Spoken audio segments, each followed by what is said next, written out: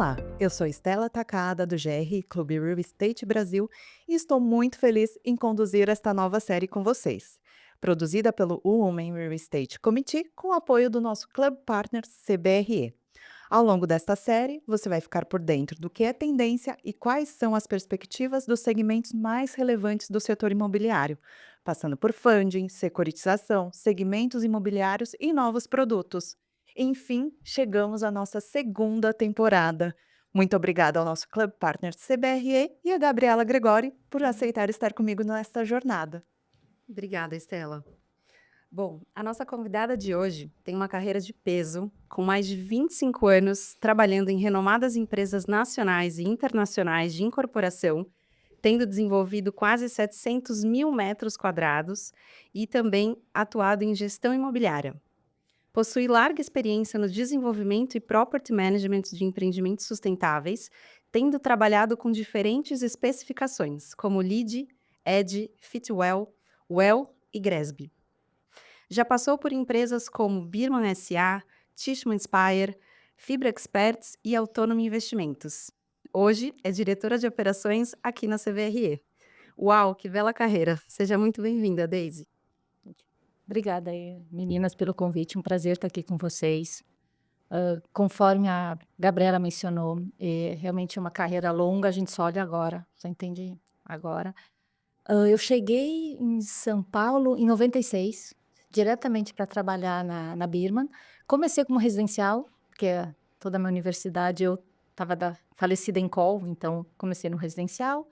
E logo tive o contato com os empreendimentos corporativos, que foi a paixão à primeira vista. Nisso, eu acho que na Birman, o que mais marcou foi o desenvolvimento do Birman 29, que foi o primeiro empreendimento da Nova Faria Lima, Muitas Histórias, que é um livro à parte. Terminando o Birman, fui convidada para Regus, onde eu fiz a expansão da Regus na América Latina, durante aproximadamente 8 anos. Foi, eu acho que um período mais estressante e desafiador, onde eu acho que a América Latina, comparada com o Brasil, o machismo é muito forte, assim, enfrentava situações que eu, assim, vontade de pegar o avião, sair correndo e fugir, mas tinha que estar lá, então eu acho que principalmente México e Colômbia foram muito desafiadores, mas isso é outra história. Muitas lágrimas rolaram, mas a gente sobreviveu, passou. Então, passado esse ciclo de praticamente 8 anos, já estava com uma criança pequena, meu filho, meu primeiro filho, e veio a necessidade de voltar para o Brasil. E nisso a Tishman me convidou. Eu estava voltando para os empreendimentos corporativos, que era uma coisa que eu queria muito. E a Tishman, na época, foi a precursora dos famosos empreendimentos verdes, os prédios verdes. Então, tanto que o Hearst Castle, que foi acho que o primeiro gold mundial, alguma coisa, a gente foi conhecer, visitar, entender o impacto dele, que era um prédio certificado ao longo do tempo. Então, foi muito importante. Então, que nem a Gabriela mencionou, foram 700 metros quadrados, onde a gente aprendeu a fundo a importância da parte de sustentabilidade dentro da construção. E a gente teve o prazer de trabalhar junto com a família Spire, que foi realmente uma escola. Terminado esse ciclo de 10 anos, quase 10 anos, veio daí a Fibra e daí veio a Autonomy.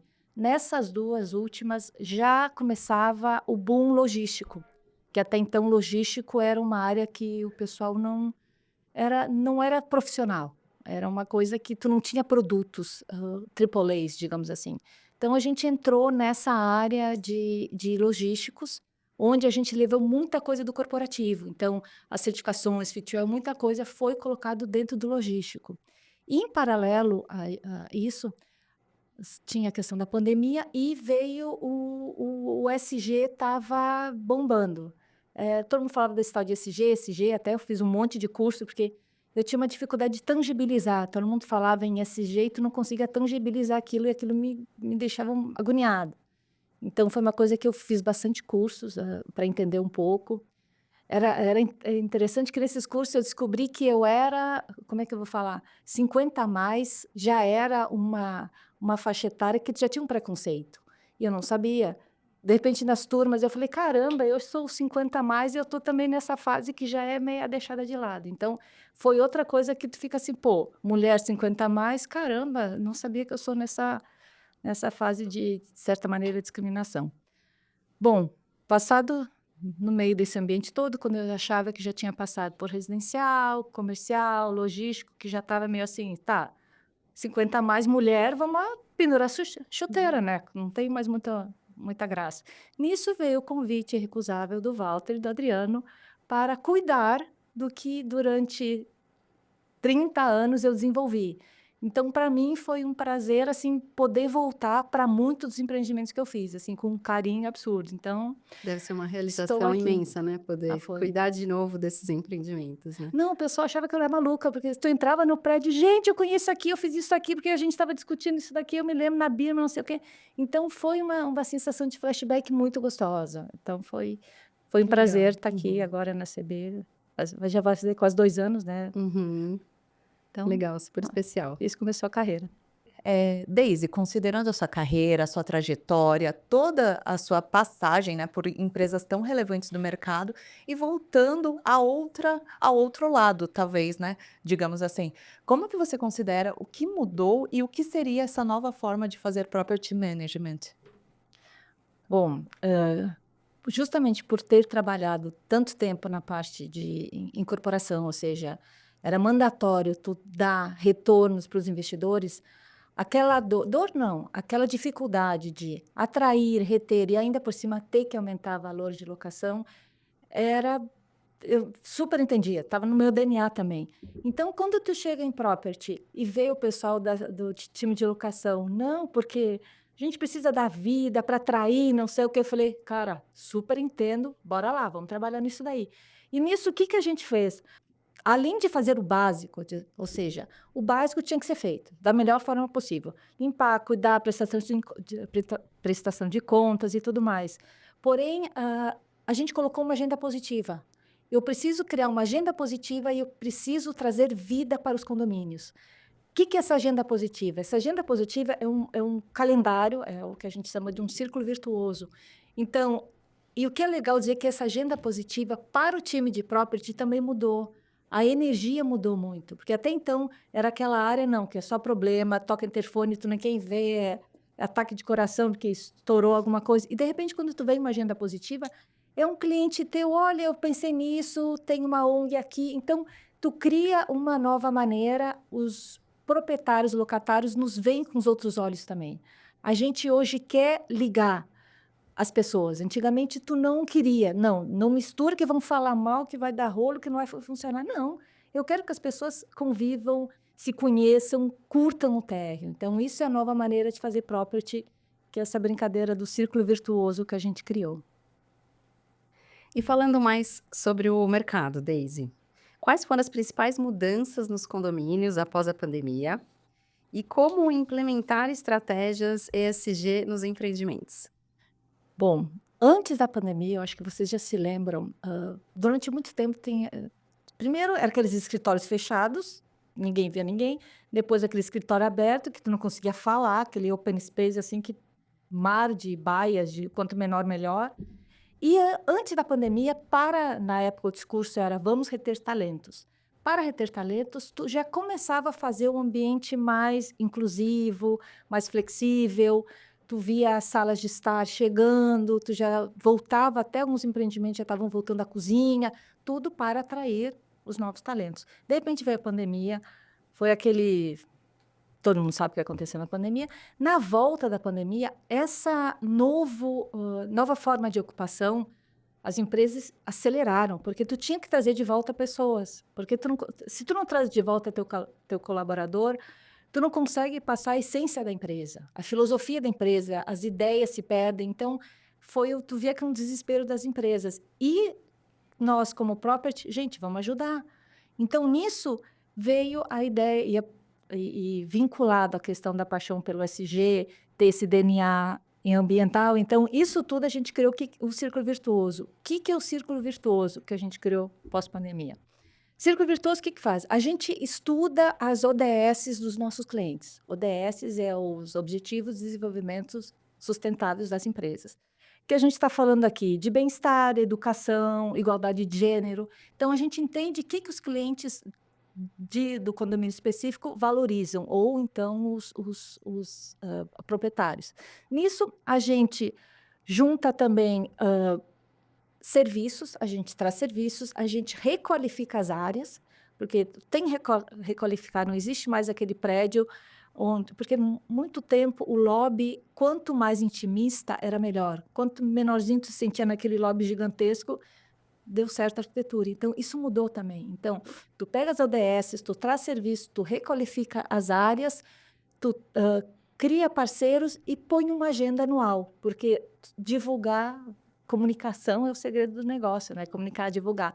Então, tu cria o que a gente fala, o círculo virtuoso, porque tu ativa, tu engaja e, óbvio, engajando o locatário, o proprietário feliz. Então, é condomínio feliz, locatário feliz e proprietário feliz. Por isso que a gente brinca que é um círculo virtuoso. O desenho é um círculo virtuoso. Então, isso que a gente vem trabalhando depois da pandemia e, graças a Deus, aí a gente implantou com sucesso em vários condomínios. E tu vê o proprietário feliz, o locatário feliz e o nosso time feliz, que é um prazer. Bacana. E você podia detalhar um pouquinho mais sobre essa questão de requalificação dos condomínios na visão de ESG? E também qual seria a importância de se dedicar a essa questão?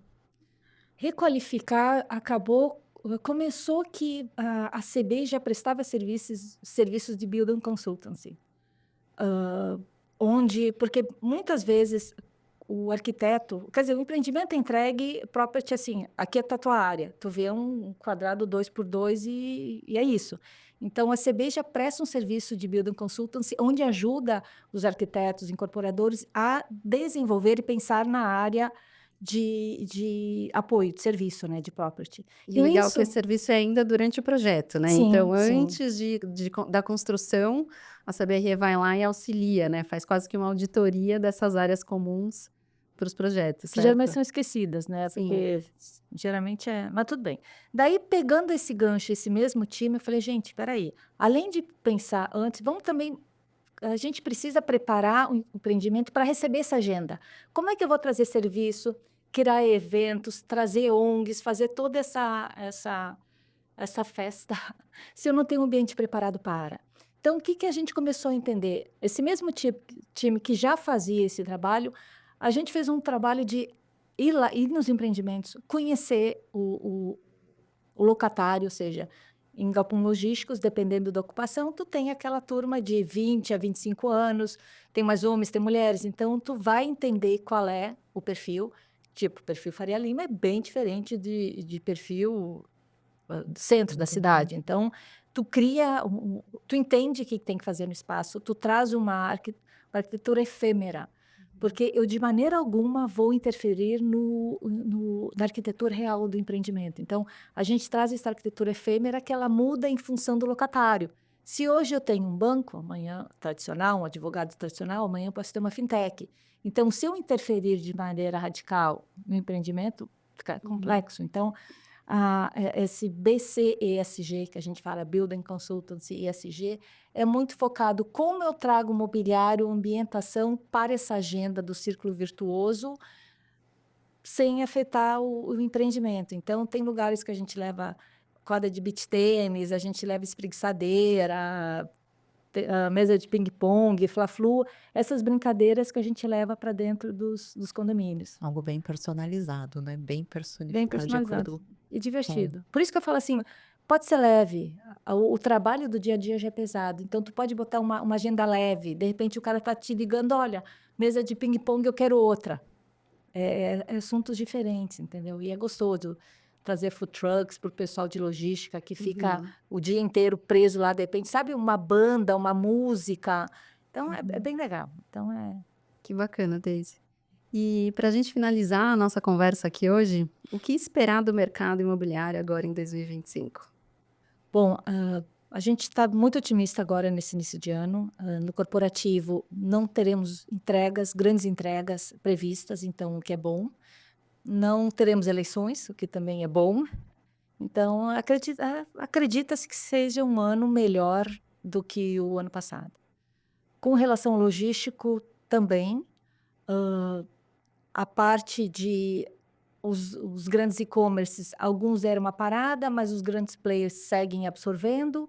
Tu tem algumas praças onde o valor de locação ainda não superou o valor de construção, ainda tu tem uma defasagem, o que inibe um pouco os novos estoques, mas que, de certa maneira, te traz um equilíbrio. Em resumo, estamos otimistas para 2025, corporativo e logístico. E, gente, é importante mencionar que na parte de property a gente está em residencial agora. Nós estamos atuando em residencial, que eu não mencionei, mas foi uma falha gafe absurda. Isso é bacana O de foco trazer é para parte, né? Viu? Toda Uhum. essa agenda que a gente leva para o logístico corporativo, também levamos para o residencial de alto padrão, onde a gente agrega. Porque a gente entende que a experiência do usuário não é só no onde ele trabalha, é onde ele mora também. Então, a gente está entrando aí, já tem um segmento novo, né? Que vocês a estão... gente já atua de forma tímida e no final de 2024 a gente já criou umas parcerias que devem estar despontando agora. Mas são empreendimentos específicos onde a gente agrega na marca. Então, a gente está bem animado também em trazer muitas novidades para o residencial aí. Preparem-se. Bacana. Não, né? Já vamos considerá-las para as atividades focadas no segmento residencial. Perfeito. Muito obrigada, Daisy. Queria agradecer imensamente a participação conosco. E, enfim, assim como nos encontros do GRI, aqui a nossa conversa também levaria o dia todo para acontecer. Mas o nosso tempo já estourou. Mais uma vez, agradeço imensamente a Daisy por ter participado conosco e a Gabi por ter me acompanhado nessa jornada. Muito obrigada.